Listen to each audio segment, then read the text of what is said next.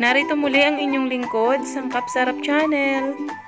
Isa na namang ulam idea ang ibabahagi ko sa inyo ngayon.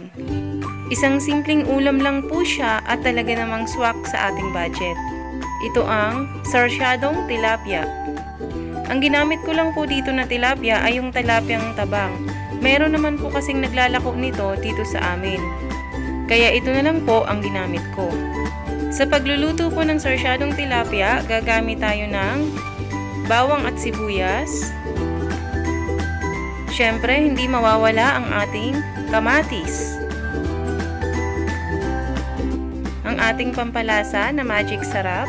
Pero siyempre, konti lang ang gagamitin natin dito. Gagamit din tayo ng pamintang durog, asin, pero ako ang ginamit ko ay iodized salt, brown sugar, para medyo may konting tamis ang ating sarsyado. Unahin muna nating iprito ang tilapia.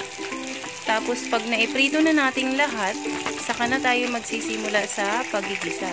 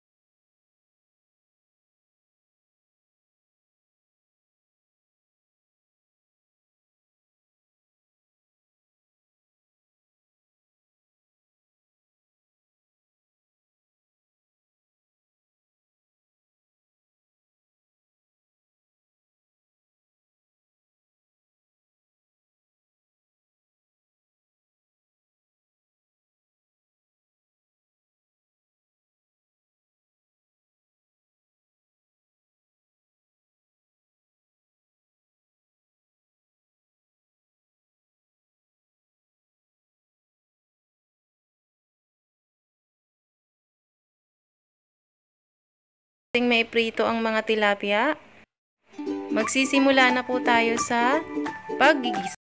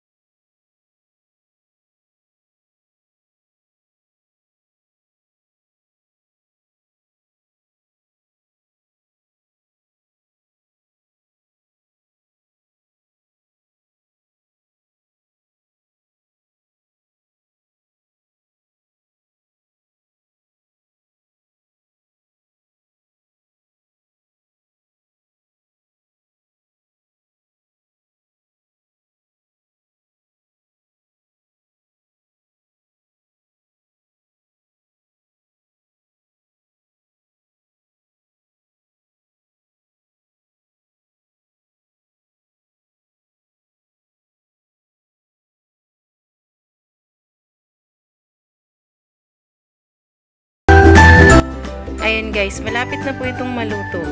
Bali, 4 na piraso lang po ang inilagay kong isda kasi nga po, yung iba dito sa amin, mas gusto nila yung prito lang.